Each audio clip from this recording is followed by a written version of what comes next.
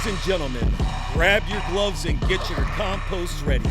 Stepping into the ring is the perennial powerhouse, the sultan of soil, the beast of the beds, where permaculture reigns, food grows wild, community roots run deep, and yes, the garden puns hit hard. Freedom starts in the soil.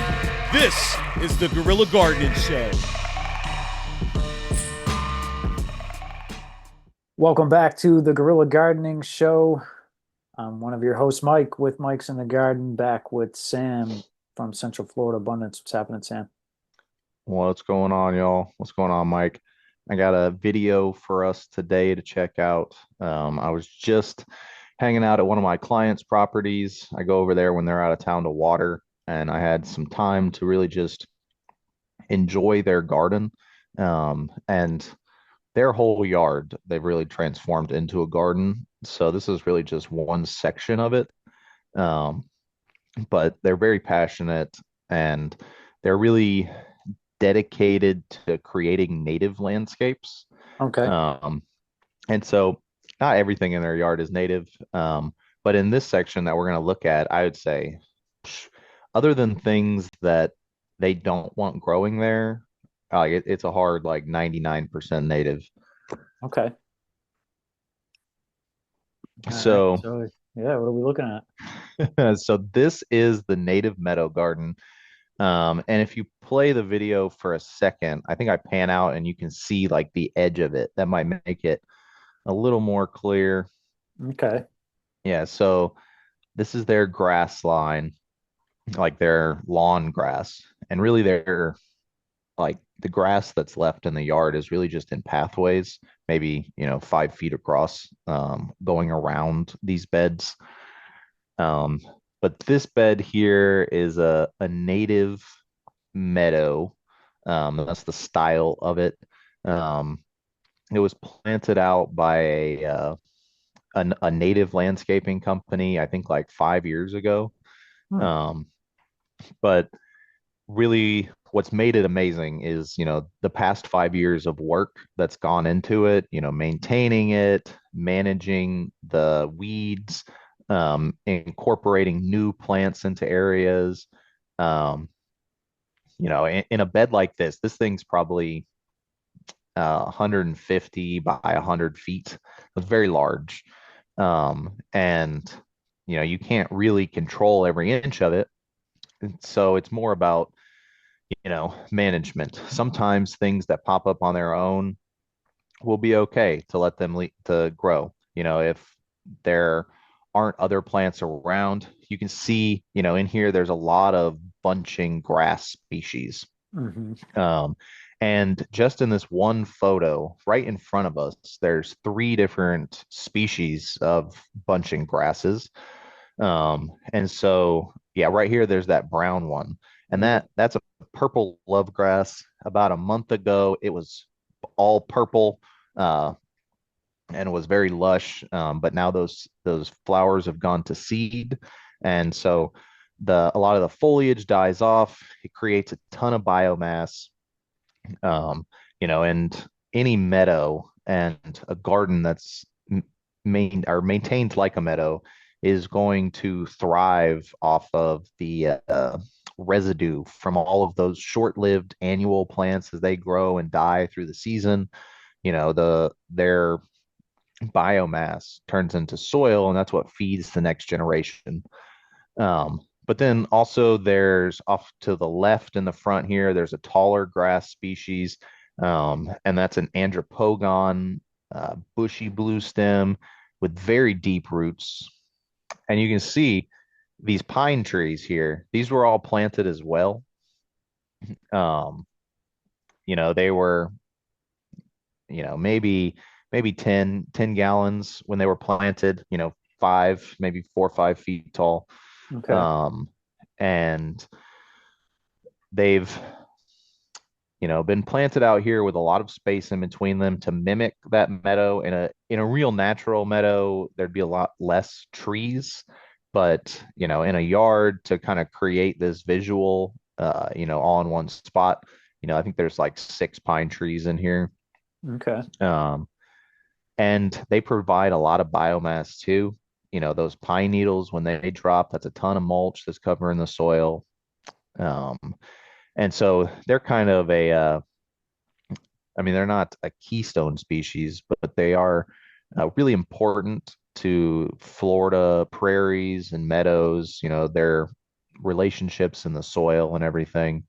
Um, Sam, but real quick. yeah, Um, there's a house down the street from me here, and those owners have since moved, and I haven't spoken to the new owners, but they have a pine tree, and pine needles everywhere. And so the previous guy I saw out there one day, and I go, "Hey, can I come down here in my wheelbarrow and like rake up?" He goes, "Oh yeah, absolutely, of course, do it." And so I'm thinking, if I rake up all the pine needles under someone's natural pine tree that's in their yard, I'm kind of exposing the, I guess the system that's working underneath it right now. But most of them rake it up and put it in bags and take it away anyway. So, what's your thoughts on that?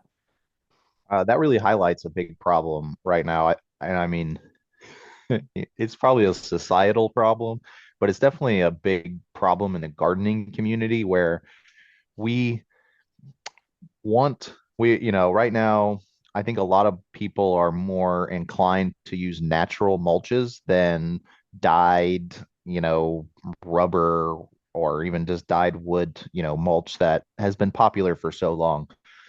But it's a problem, when we are just constantly bringing in natural mulches from outside of our system.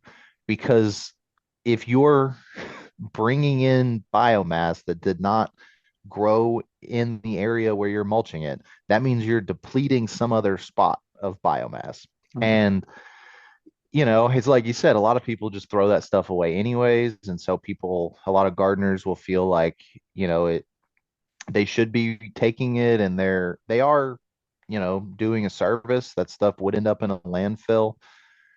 But, at the end of the day, the biomass for your system should be produced in the system if you're going for, natural, sustainable, especially if you're trying to mimic native ecosystems. Um, and I mean, I'll go around and collect leaves in the winter. And usually, if I see anybody, that's raking them, I'll tell them, like, thanks, but you'd be better off just leaving them where they are. I think a big problem in a lot of like Florida yards that have oak trees is that people rake their leaves all the time. And you'll when you tell somebody don't rake your leaves, they'll say, well, it'll kill the grass. Well, that's true. I mean, somewhat. It's not going to kill every species of grass, and it'll actually benefit some, but really what it does is enriches the soil. And when you're taking that material out every winter, or if you got people harvesting from your yard, when you're paying kids to rake your leaves, you're really just, shooting yourself in the foot. Mhm. You're because you're probably what I see so often is people will rake up their natural mulch and then buy mulch and then, spread that around. But I mean, if they're doing that, usually it's artificial or, dyed mulch that isn't going to be very good or not very full of nutrients. So they're not really getting anything out of it. So, I think the best thing you can do is plant stuff that is going to create mulch. If you like using pine needles, plant a slash pine. That's a really fast growing pine tree that's going to drop a lot of needles throughout the year. And after, I mean, depending on how big you plant it, 5 or 6 years, it's going to produce a good amount of mulch. Um, but also the grass species, really for small scale places, uh, the grass species just produce so much biomass. And, they're adapted to being chop and dropped because they're adapted with herbivores coming and, eating their tops off. But then even if you don't chop and drop them, at the ends of the season, all of that old growth is just going to die off into the soil anyways. Um, but in this system, there's just so much biomass because there's, tons of different annuals in here. I mean, obviously the grass species. If you pause it up here, so this is two different annual wildflower species that are native to Florida, and the purple one is a carfiferous. I think it's vanilla leaf. I'm not sure. Uh, and but it is definitely a carfiferous um, and native perennial wildflower. You can see these leaves if you follow those purple stems down to the bottom, right in the middle here. Actually, there's a great basil rosette. Those leaves will stick around all year down there on the ground, but then every fall, this is really about the end of their season. They send up these purple flower heads, and they're just beautiful. Um, and then surrounding it, you see these white flowers.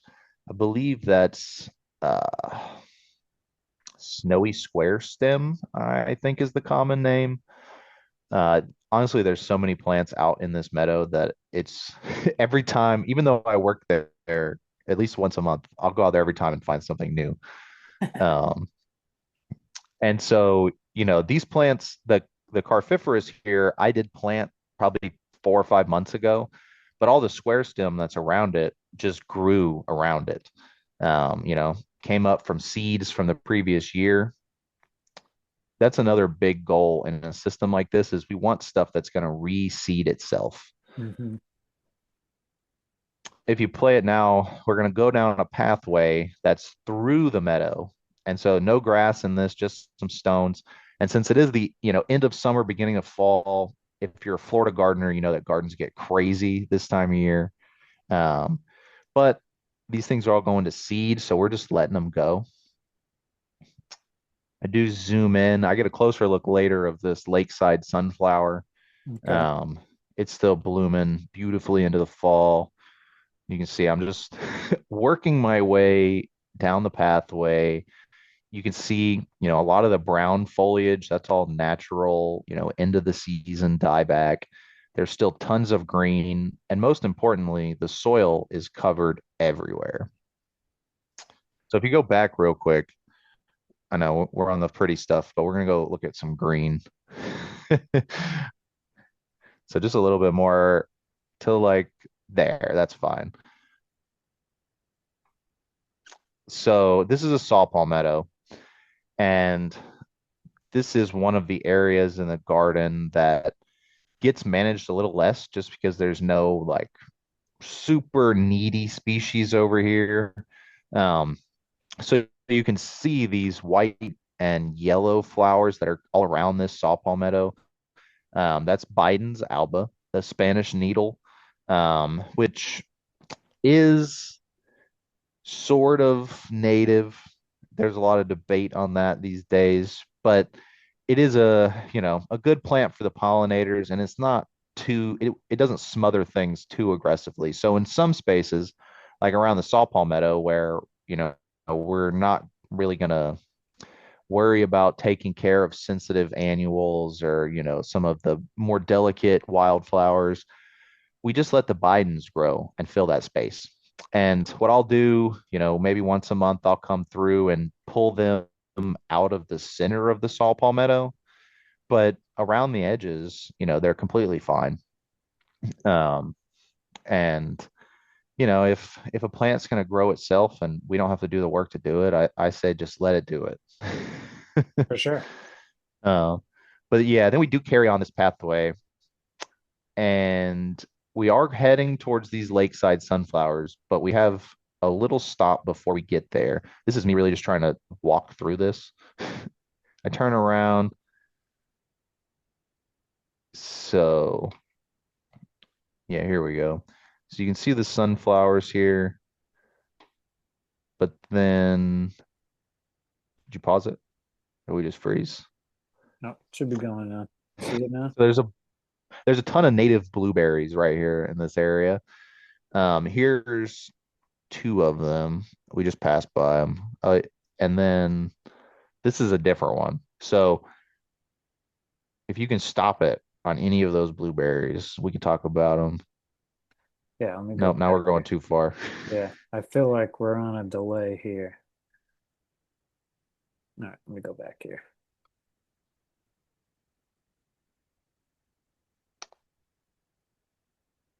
All right. Can you spot the blueberry that we're about to? Well, it's okay. So we can talk about this one real quick.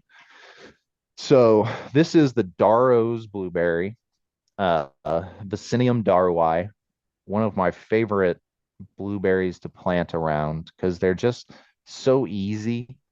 Uh, they love dry, sandy conditions.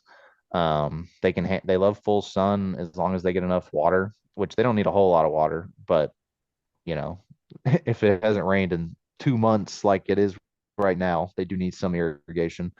Um, but the new growth comes out as this pinkish color and then turns to this almost blue and then the greenish blue. Um, they make berries that are really tasty. They're a little bit smaller than your typical blueberries you'd see at the store, but you just pick more. And then they can form colonies. So, it'll send up more trunks from the roots out of the ground. Um, you can split those off, or you can just let them form a little thicket. They usually fruit, I think, I think they had fruit on them like late summer, like maybe July, August. Okay. Um, but then I don't know if we'll be able to even find it, but behind me before I got to this one, there are native high bush blueberries, and there's one. There it is. Yep.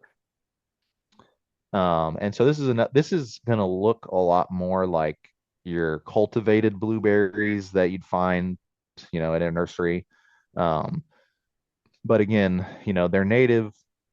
The berries are gonna be smaller, but they're gonna be way hardier. Uh, it it may not look like the blueberry you planted from Lowe's because that blueberry is probably dead. Those things are really hard to grow in the ground here in Florida. But the native blueberries, they're very adaptable and they can do quite well. Um, and we got two different species growing right next to each other. I think this one's underneath the pine. The blueberries, I will say, blackberries too, have specific fungal connections. They pair with mycorrhizal fungi that help aid in their root growth and nutrient accumulation. Um, and the pines here in Florida also have those same mycorrhizal connections. And so, if you're planting things out and you don't already exist in the habitat that has those plants, you may need to inoculate with some mycorrhizal fungi.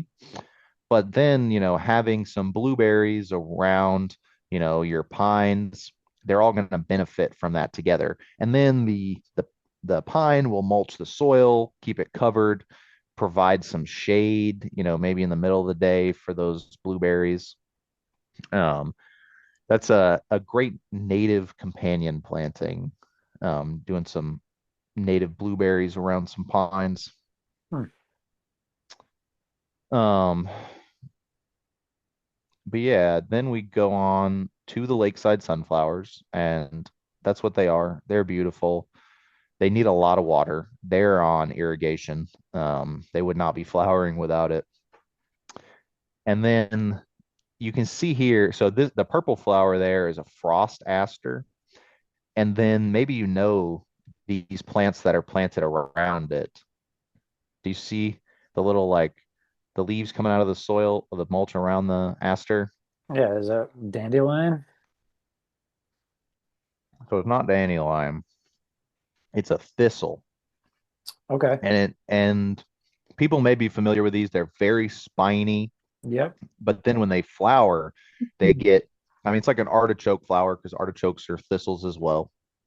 These beautiful purple composite flowers, different types of thistles. Some will have, you know, maybe cup size flowers. Usually they're more like quarter size, but very beautiful.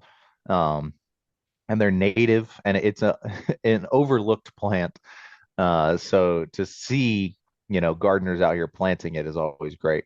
But you can see right here an example of how the homeowner and I get these new plantings established in here, because this has become an ecosystem. It's not just plants anymore. There's animals, I mean, tons of insects, uh, and they have to eat too. Currently, there's a large population of rabbits. There never were before. This was all like cow pasture, and all the neighbors are like, there's no rabbits around here. But in this yard, there are a lot of rabbits, Hmm. and they love to eat. We've been testing to see some things maybe they don't eat, but it seems like, you know, Delete it with all. yeah, because I mean, the food is abundant in this property, but this property is only an acre and it's surrounded by just, I mean, lawns and hay fields. And neither of those are going to be very conducive to the wildlife. So they all they congregate here. I mean, she's got barn owls, there's foxes, uh, all sorts of things that just kind of show up in her yard. And so we want that, that's kind of the goal, but we have to find ways of still gardening around those things. So we build these little flimsy fences, and they're tight. They're tight on the plants, um, and they're not very sturdy. And that keeps anything from being able to climb over them. Um, but then because of the tightness, it also eliminates, you know, the creature's desire to jump over them, because most things will look where they're going to land before they jump. And if they don't see an easy place to land, they're more hesitant about just going over a fence. Right. Um, and so we do this until things get established. And then we take it out. It also helps to know where to water new stuff, because if you if you just plant a plant out here, even if the animals don't get it, you'll lose it, within a month, because the other things around it are just going to grow. So the cage also helps keep the other foliage from smothering things out while they establish. Um, but yeah, and then this is actually mulched with pine straw that was brought in from one of the pine trees in a different area of the property. And Okay. so, we are using local pine straw from this system. Um, we just make sure that we're not taking too much from any one place and moving it somewhere else. So you have branches here, it looks like, kind of holding up the chicken wire. Sure do. Yeah, and I mean, really, that we do so much of these little plantings that, I mean, having stakes, finding good stakes just never really worked out. It was always a waste. So there's so many, woody shrubs and trees around here that there's plenty of straight sticks. And those have worked out great. None of these cages are permanent. And so by the time the sticks start to rot, it's time for the cages to go away.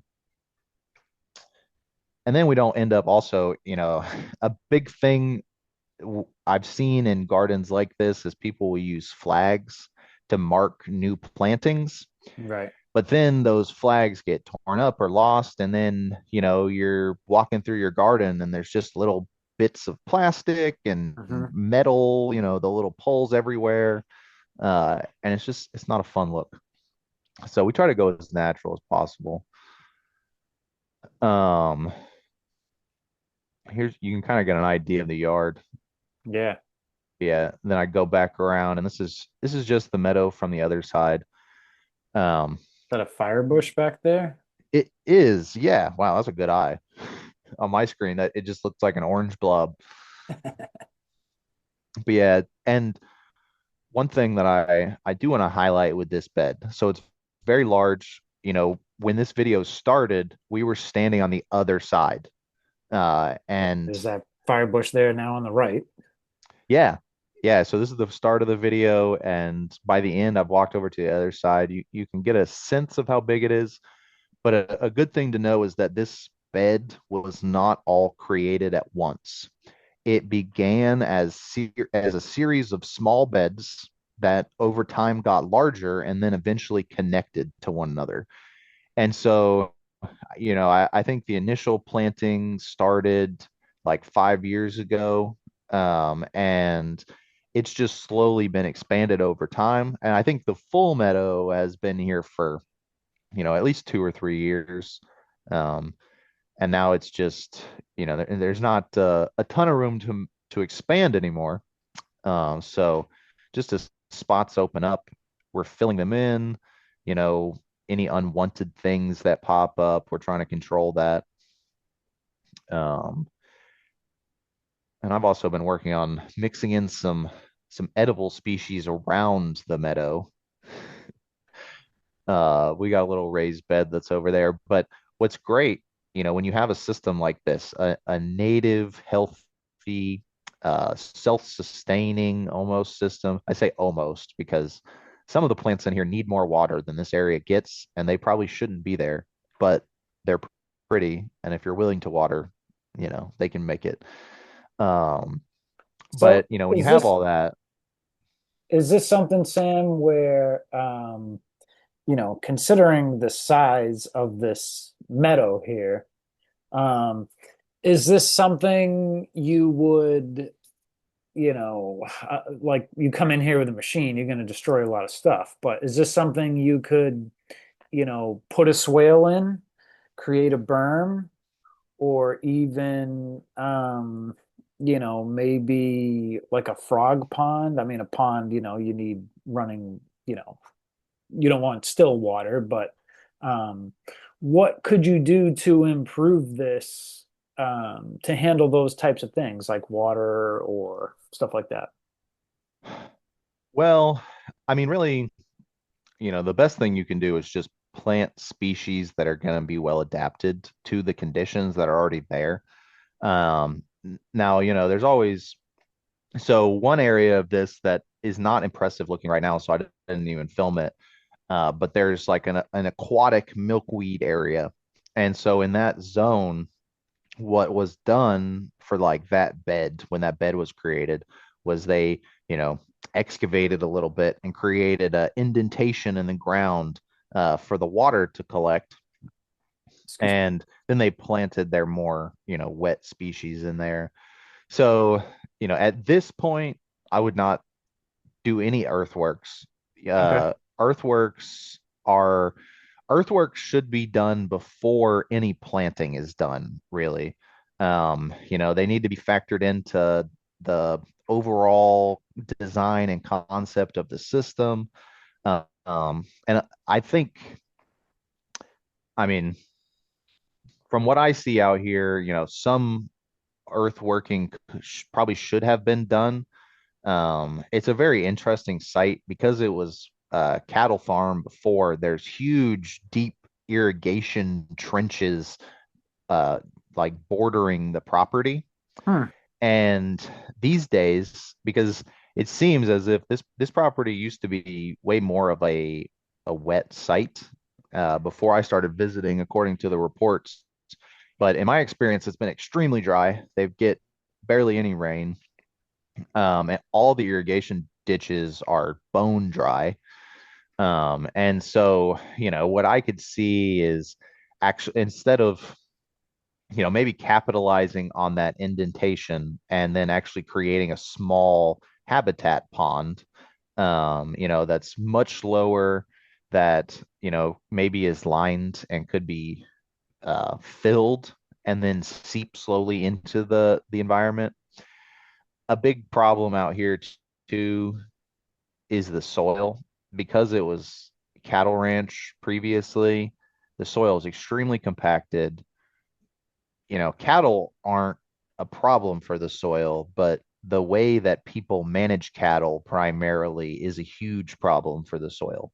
The soils get overgrazed, they get compacted, they get polluted uh, with different toxins from the cattle industry. And so, you know, that can really make even easy plants a lot more difficult. If your soil is shot, then even the natives are going to be a little freaked out when you put them into it. And when this was done, I really just started. I mean, I've started working on this property probably a year and a half ago, and it took about half a year to really get the client to care about the soil, which was always interesting. Hmm. And she watches these videos, so that this is true. But really now, she sees the importance of the soil. Um, and how it takes care of the plants even when we're watering. When we water areas that have that we've done less work to the soil in, it takes forever for the water to get down into the soil even when it's bone dry. We'll just water a little bit and you'll see puddles forming, and it's like, well, it hasn't rained in 3 weeks, like how why there should not be a puddle anywhere. And so that causes a lot of problems for the plants. So, before, if you were to, implement a system like this, if your goal is to have a large, yard size system, even if you're doing it slowly, one bed at a time, you need to, factor in any earth workings that may benefit the system. But then also, focus on building soil structure before you put your first round of real plants in. You could plant some pioneer species, some cover crops. You can even do that with natives. But you can't go from a pasture to a forest, in a week, even just by planting trees in it. That's not really how nature works. Um, and so, it's a slow process. This has been a slow labor of love. Um, it's one of my favorite properties to work at now because it really does just feel like you're out in the woods. Hmm. Uh, It looks like it this too. is, yeah, this is the landscape that you would expect to see if you were just walking down a trail in Florida. And, you know, having it out in your backyard, that's got to be incredible. And I, I do know that it, you know, is a daily task. Um, this area is not, I've said it's on irrigation, but all that's done is hand watering, whatever she can water with a hose. Okay. And I mean, she's a powerful waterer. She'll water for, 3 to 4 hours a day if it needs it. Yeah. Most of us won't do that.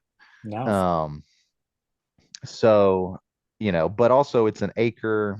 There's so many different areas of the yard. We could one day I'll make a YouTube video going around the whole thing. Because I mean it could probably be an hour long video. And then if I upload it like that, you'll actually be able to see what it is we're looking at. Be a good one to get a drone shot of, I think. It's too close to an airport. I've tried to fly the drone. They won't let me get more than 10 feet off the ground. Yeah. Yeah. I pretty much every property I go to, I try to fly the drone, and it's like I'd say 50% of them there's some random airport around there, and they're like, no, no way. Well, we want to showcase today the Florida Native Plant Society Heartland out of Polk County. Tell us a little bit more about these guys, Sam. Yeah, absolutely. So I will say that this is my Native Plant Society chapter. Um, I'm the president of this chapter. So want everybody to know that, we're here in Polk County. We do informational meetings on the third Tuesdays, um, mostly every other month. We take a break there in the summer. We do field trips around Polk County to different trails. We do tours of private gardens. The garden we were just talking about today, we did a private tour of there for the chapter last month. Um, we've done plantings out at Circle B. And if you follow us here on Instagram, you can stay up to date with everything that's coming up. And most of those things are welcome, are open to the public. We welcome everybody to come out and explore with us. Um, there are some things that are exclusive to our members, and we'll let you know, if that's what the case is. But if you're interested in natives, and it's not so much in our chapter, at least, we don't highlight so much gardening with natives. We highlight, you know, learning about native ecosystems, learn about, you know, we focus on the plants, but, you know, what functions do these plants serve? You know, what things do these plants depend on in the local ecology? And then, like I was saying with that property, you know, how do we find plants that are going to thrive in the conditions that we have? Um, and we do a lot of that. Um, you know, we have informational speakers come out and talk about conservation or specific species. We had a wonderful presenter come and talk about sand skinks and then take us out to a trail to find. We didn't really see any because they live underground, but we saw their trails, which was very interesting. He showed us some other reptiles out there. We've also done some foraging hikes. Um, but Nice. yeah, if you're in Polk, please do follow the page and come tag along. Nice.